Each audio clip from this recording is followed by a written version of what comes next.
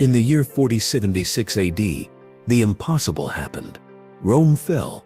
For centuries, the Roman Empire had been the heartbeat of the known world, ruling lands from Britain to Egypt.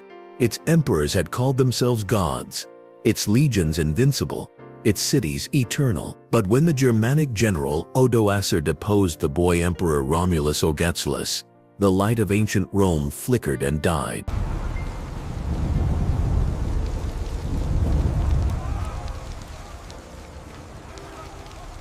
Europe descended into what later scholars called the Dark Ages.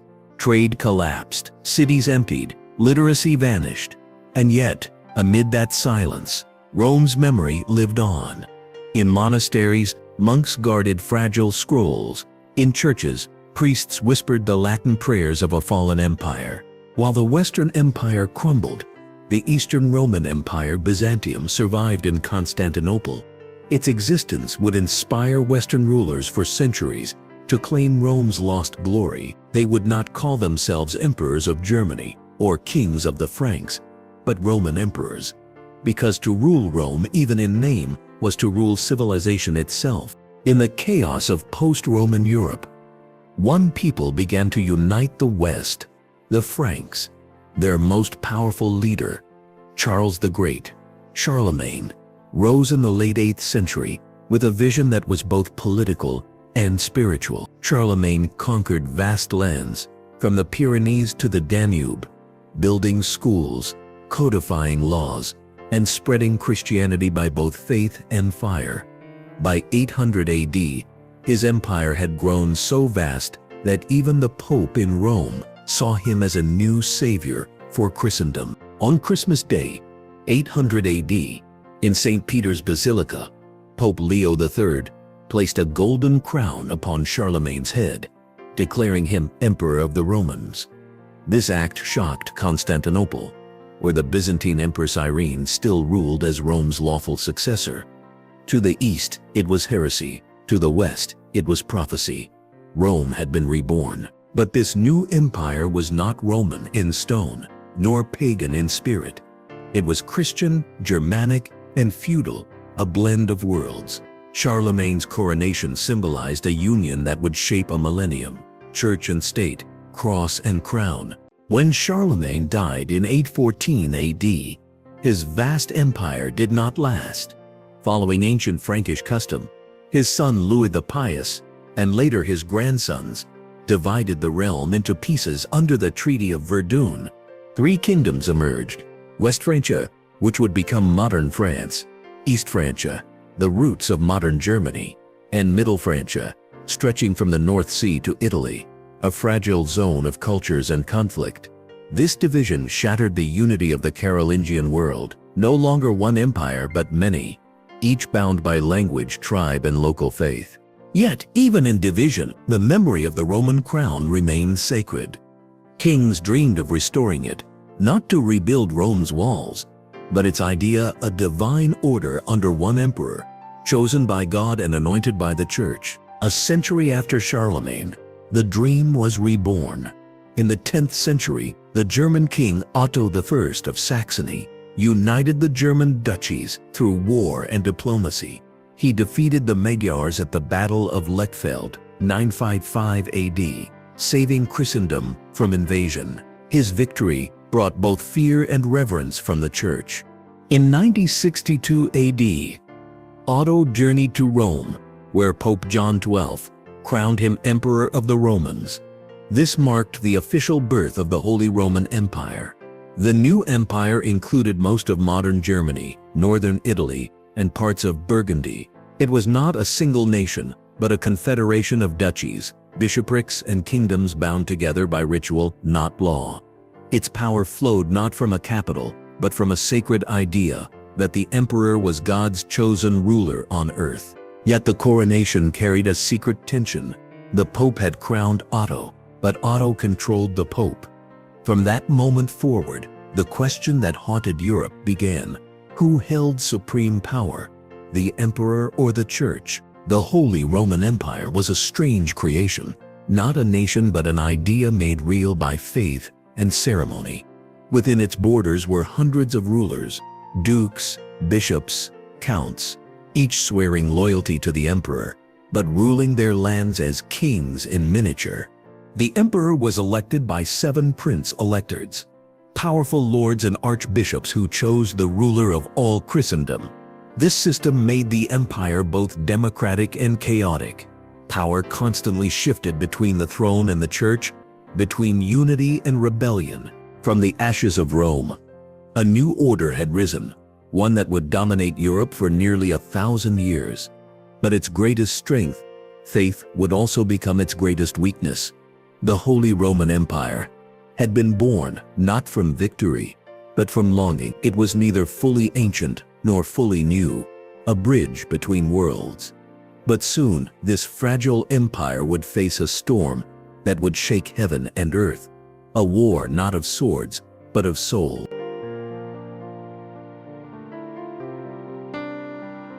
By the 11th century, the Holy Roman Empire was a miracle, a patchwork of kingdoms, bishoprics, and free cities bound by faith and ritual.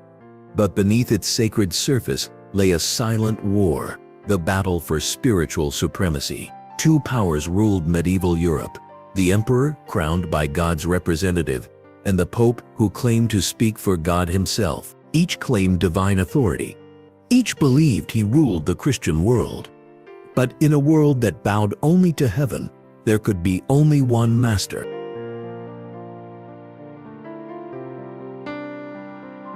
Since Otto the Great's coronation in 9062, emperors had influenced papal elections and appointed bishops across their lands, a system known as lay investiture. It gave the crown enormous power over the church. But by the mid-11th century, a new generation of reformers in Rome wanted to reclaim that power and purify the church from imperial interference.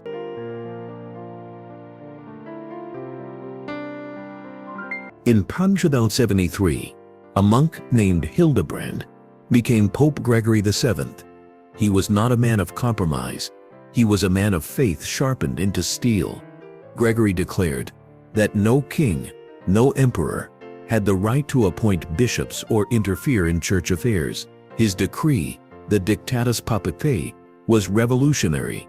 It stated that the Pope alone could depose emperors and that every ruler, no matter how powerful, owed obedience to Rome. For centuries, emperors had viewed bishops as royal administrators. Now Gregory demanded their allegiance to the church instead of the throne. It was a direct challenge to imperial authority, and it would ignite one of the greatest confrontations of the Middle Ages. The emperor at the time was Henry IV of Germany, proud, ambitious, and only 25 years old. When he learned that Gregory had forbidden lay investiture, Henry summoned his bishops and declared the Pope deposed.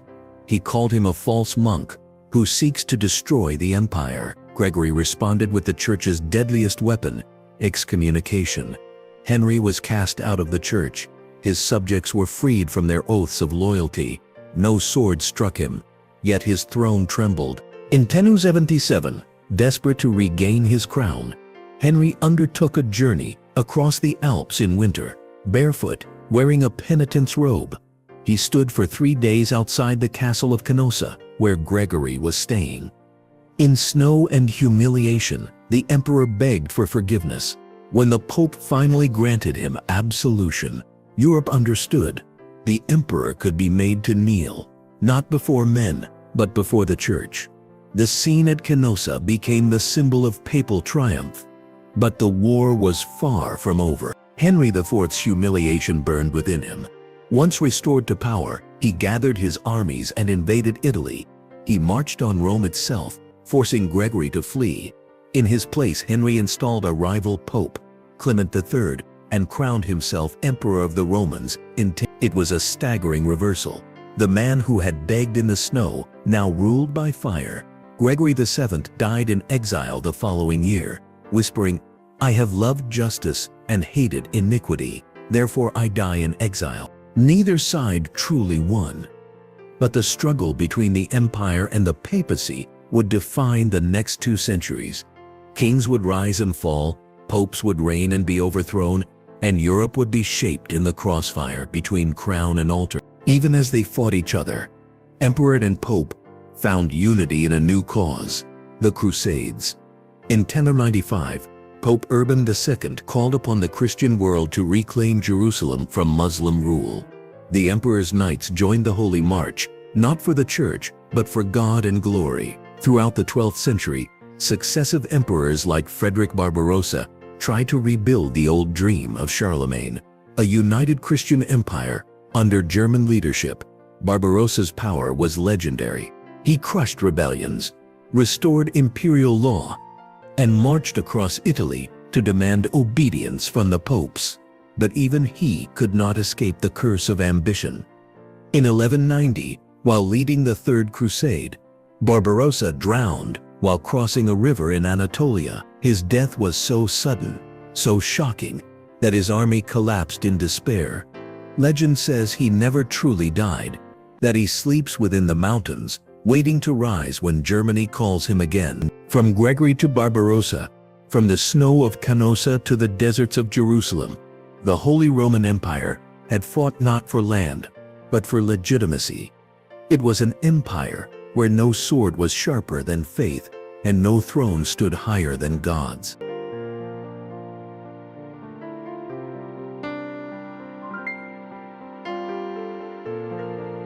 By the 11th century, the Holy Roman Empire had no single capital, no single army, no single tongue. It was an empire that existed more in idea than in geography. A mosaic of kings, bishops, dukes, and knights, each swearing loyalty to the emperor, yet ruling as if they were emperors themselves. Germany was its beating heart. Rome was its sacred soul, and between them lay centuries of tension. Between sword and scripture, between men and God, power in the empire was not centralized. It was scattered like seeds across a continent. The emperor ruled only as far as his vassals allowed him. The princes controlled their lands.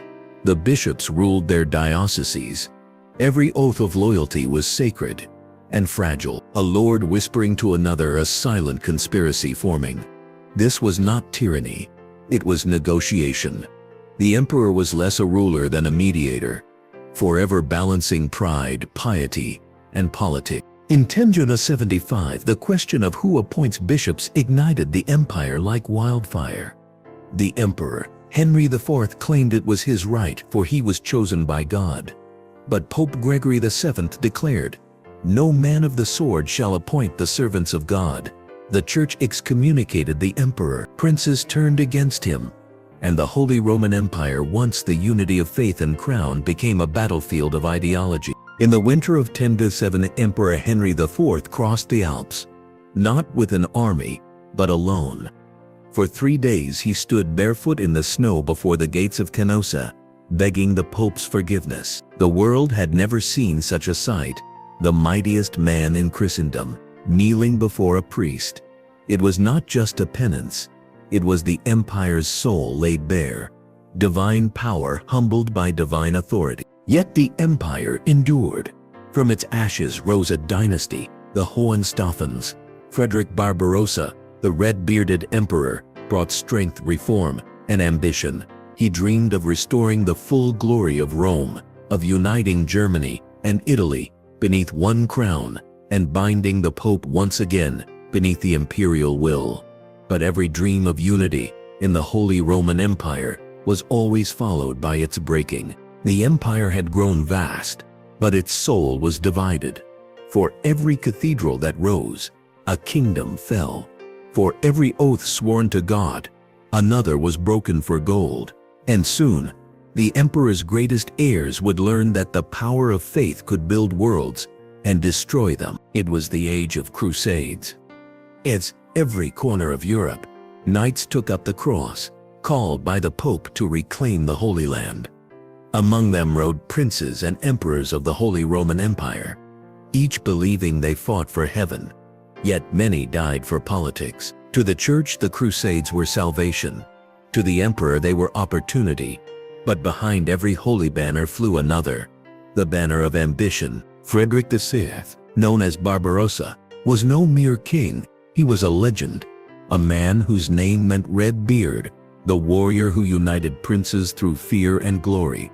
He rebuilt imperial authority, reformed law, and dreamed of restoring the Roman legacy. But power always provokes envy, and in his quest to dominate Italy and humble the Pope, Barbarossa lit a fire that would consume both throne and altar. Barbarossa clashed with the Lombard cities of northern Italy, Milan, Venice, and Florence, each refusing to bow to a foreign emperor. The Pope stood with the cities, the emperor with his armies. It was no longer a war for land, but for the soul of Christendom itself. In 1176, at the Battle of Legnano, the empire's banners fell. Barbarossa, once invincible, was defeated by his own people. When Barbarossa drowned on crusade, his grandson Frederick II inherited the crown, a man both brilliant and blasphemous. He spoke Arabic, loved science, defied the Pope, and ruled with intellect, sharper than any sword.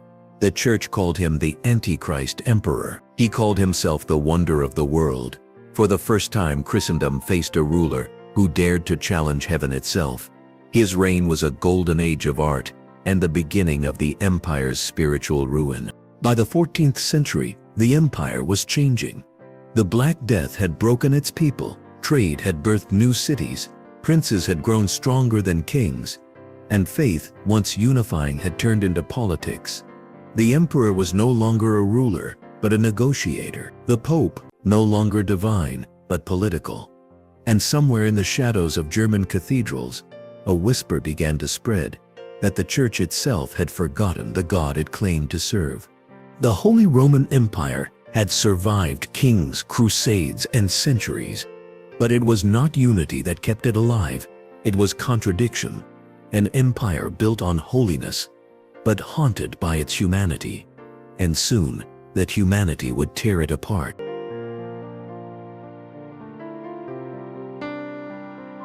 In 1517, a monk in Wittenberg nailed a document to a church door. 95 theses, questions that dared to challenge the authority of Rome. His name was Martin Luther. He did not know it, but that sound, a hammer on wood, was the sound of the Middle Ages shattering. Luther's rebellion spread like wildfire through the Holy Roman Empire.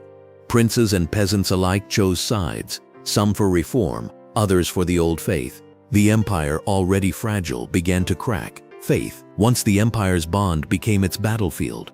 The Pope condemned Luther. The Emperor Charles V tried to crush the Reformation, but the idea of freedom, of conscience, of nationhood could not be stopped.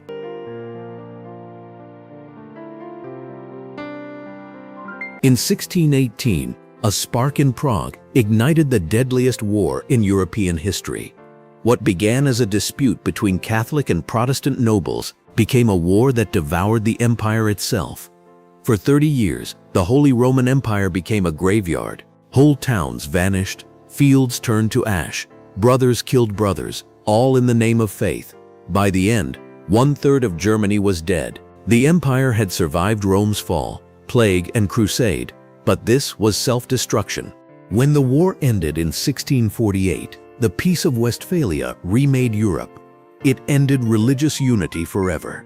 Each prince within the empire could now choose his faith, Catholic, Lutheran, or Calvinist. The Holy Roman Emperor remained, but he was now a king without a crown, a ruler in name, not in power. The dream of one holy empire was dead. What remained was 1,000 small nations, bound only by memory. The Habsburg dynasty clung to what was left. Austrian palaces, Spanish crowns, the title of Emperor of the Romans. But the words had lost their meaning. They ruled a ghost, an empire more memory than reality, a holy realm where holiness had long fled. The Holy Roman Empire, once the dream of Charlemagne, was now a shadow of its own idea. It had begun with faith, it had endured by power, and now it lingered, not as a nation, but as a wound in Europe's soul. But the world was changing. Revolutions, kingdoms, and reason were rising.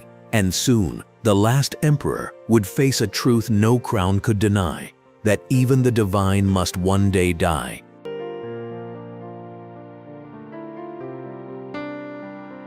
By the 18th century, the Holy Roman Empire was no longer ruled by crusaders or saints, but by philosophers, merchants, and dreamers. The world had begun to question everything, even God's will. From Paris to Vienna, minds awakened. Power was no longer divine, it was human. The Holy Roman Empire, built on heaven's authority, was now surrounded by men who believed in reason instead of revelation. And then, from across the Alps, came a storm. A general with no royal blood, no divine claim. His name, Napoleon Bonaparte. He rose from the ashes of revolution to forge a new empire, one built not on faith, but on fire. To the Holy Roman Emperor, Francis II, Napoleon was both prophecy and punishment, a mirror of the empire's own ambition, reborn without its faith. In 1805, Napoleon's legions crushed Austria at the Battle of Austerlitz, the Battle of the Three Emperors. One battle that ended 1,000 years of illusion. The Holy Roman Emperor had once crowned kings. Now he bowed to a conqueror born from revolution. On the 6th of August, 1806, Emperor Francis II abdicated the throne of the Holy Roman Empire. He declared the empire dissolved, its 1,000-year history ended without a final war, without ceremony, without prayer. No banners fell, no armies rebelled. The Holy Roman Empire simply ceased to exist. After a millennium, the empire that claimed to rule by God's will was ended by a man who ruled by his own. But history never truly ends. The Holy Roman Empire may have fallen, but its spirit survived. In Austria's grandeur, in Germany's unification, in the cathedrals that still touch the sky, its legacy breathes through every stone. It began as a dream of holiness and ended as a mirror of mankind. A story of faith, pride, and the eternal hunger for order in chaos. The Holy Roman Empire did not die in defeat.